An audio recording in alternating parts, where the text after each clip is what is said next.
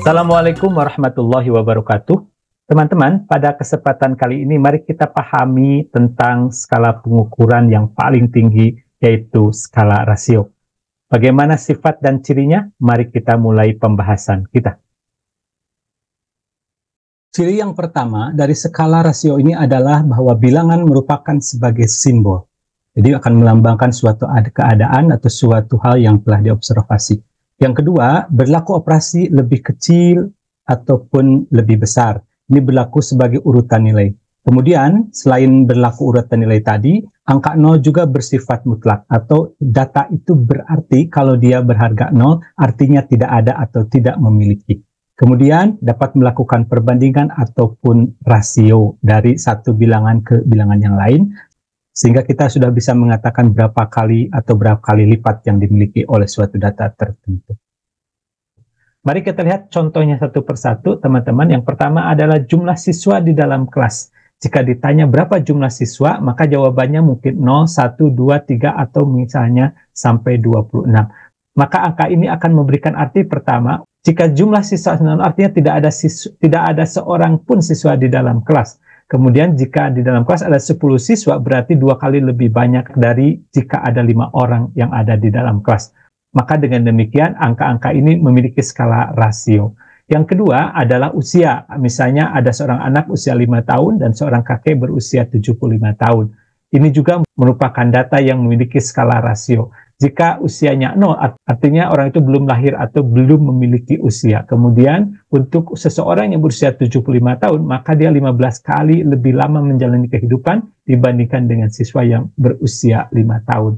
Yang ketiga, pendapatan. Apabila kita ukur dalam satuan rupiah, misalnya Rp550.000, Rp1.750.000, seterusnya sampai 55 juta, maka angka ini pun berskala rasio. Dengan demikian, kalau ada seseorang yang berpendapatannya 0, artinya tidak memiliki pendapatan atau penghasilan. Namun demikian, teman-teman, ingat apabila pendapatan diukur dalam klasifikasi seperti ini, 0 rupiah sampai 3 juta, lebih dari 3 juta sampai 7 juta setengah, dan di atas 7 juta setengah, maka ini bukan data berskala rasio yang dihasilkannya, namun merupakan berskala ordinal.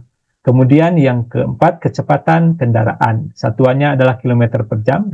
Misal ada 2 kendaraan, kecepatannya 350 km per jam dan 175 km per jam. Nah, apabila ada sebuah kendaraan berkecepatan 0 km per jam, artinya dia tidak memiliki kecepatan. Maka dengan demikian, kendaraan yang berkecepatan 350 km per jam, artinya 2 kali lebih cepat daripada yang 175 km per jam. Maka dengan demikian, ini pun berskala rasio. Kemudian untuk kandungan zat minuman ringan, misalnya ada rincian zat seperti ini, dengan kandungan masing-masing ada 80 kilokalori, seterusnya sampai ada yang 2 mg. Kemudian berarti kalau 0 artinya tidak ada kandungannya atau tidak memiliki kandungan. Jadi tidak ada lemak total di dalam minuman ringan tersebut. Maka dengan demikian ini pun berskala rasio. Selanjutnya contoh yang keenam, misalnya jarak tempuh jogging. Kalau ada 3 orang yang satu 10,5 km, kemudian jarak tempuh yang kedua 3,75 km, dan ada seorang jarak tempuhnya 0,0 km, maka dengan demikian angka ini pun berskala rasio. Kenapa demikian? Ketika ada seorang jarak tempuhnya 0,0 km, artinya dia tidak ada jarak yang dia tempuh. Maka sekali lagi ini pun berskala rasio. Contoh yang ketujuh, jumlah produksi. Misalnya kursi kayu yang dihasilkan. Ada 1, ada 5, ada 10, sampai ada yang 150 buah. Maka ini pun berskala rasio. Jadi jika ada yang jumlah produksinya 0 buah, artinya tidak ada satupun kursi kayu yang dia produksi. Yang kedelapan, kadar trombosit, misalnya yang standar itu ada 150.000 sampai 450.000 mikroliter dalam darah. Maka jika ada yang kandungannya 200.000 mikroliter, maka dia adalah 2 kali lebih banyak dari yang 100.000 mikroliter. Maka karena jika kandungan trombositnya 0, maka ini artinya tidak ada trombosit di dalam darah. Maka dengan demikian, ini pun berskala rasio. Contoh ke-9, tingkat elektabilitas. Misalnya ada yang tingkat elektabilitas 52,50%, ada yang 26,25%, maka ini artinya yang 52,50% itu adalah 2 kali tingkat elektabilitasnya dari yang 26,25%. Dan jika ada seseorang yang tingkat elektabilitasnya 0,00%, artinya dia tidak ada yang memilih seorang pun. maka angka-angka dalam tingkat elektabilitas pun ini adalah berskala rasio. 10, contoh beban SKS, misalnya yang diambil ada 0 SKS, 1 SKS, 2 SKS, sampai 24 SKS, maka kalau ada yang ambil 12 SKS, artinya kalau dibandingkan yang 24 SKS, artinya bahwa orang ini adalah 2 kali daripada yang 12 SKS. Maka ketika ada seseorang yang mengambil 0 SKS, artinya tidak ada satupun SKS yang diambil dalam semester tersebut, maka angka-angka ini termasuk berskala rasio. 11, contoh adalah persentase jawaban yang benar. Maka persentase ini pun berskala rasio. Karena apa? Karena jika ada yang jumlah benarnya adalah 0%, berarti tidak ada jawaban yang benar satupun yang diberikan oleh mahasiswa tadi.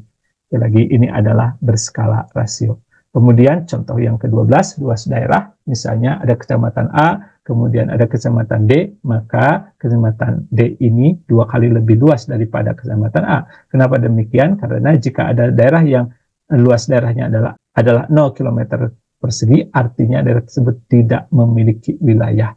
Maka dengan demikian, ini pun termasuk berskala rasio. Contoh yang ke-13, kedalaman lapisan tanah, misalnya ada yang dari 25, ada 55, seterusnya sampai ada yang 345 cm. Kalau kita ukur dari permukaan tanah, maka kalau suatu lapisan dinyatakan 0 cm dari permukaan, artinya benar-benar bahwa lapisan tersebut ada di permukaan tanah. Maka angka-angka ini pun memiliki skala rasio. Contoh ke-14, tingkat kelembaban udara, di mana ini adalah jumlah persentase dari uap air yang dikandung. Jadi jika 0% artinya tidak ada uap air yang terkandung di dalamnya. Maka dengan demikian, angka-angka ini pun berskala rasio. Contoh yang terakhir, yang ke-15 adalah berat benda. Kalau misalnya ada yang beratnya 18 kg, ada 10 kg, ada 2 kg. Maka bagaimana kalau nanti ada yang beratnya 0 kg? Jadi dia tidak memiliki berat. Dengan demikian, maka angka-angka ini juga berskala rasio. Teman-teman, apabila teman-teman memiliki data penelitian yang berskala rasio, maka teman-teman akan memiliki kebebasan yang sangat luas untuk menganalisisnya. Karena data yang berskala rasio merupakan skala tertinggi, dapat dianalisis dengan menggunakan alat analisis apapun. Oke teman-teman, mudah-mudahan contoh-contoh ini memberikan pemahaman yang lebih bagi teman-teman dan memberikan manfaat bagi teman-teman untuk bisa melakukan analisis secara tepat dan akurat. Apabila merasakan manfaatnya, silahkan terus untuk berbagi dengan teman-teman yang lain. Mudah-mudahan dengan cara tersebut ilmu kita semakin barokah. Assalamualaikum warahmatullahi wabarakatuh.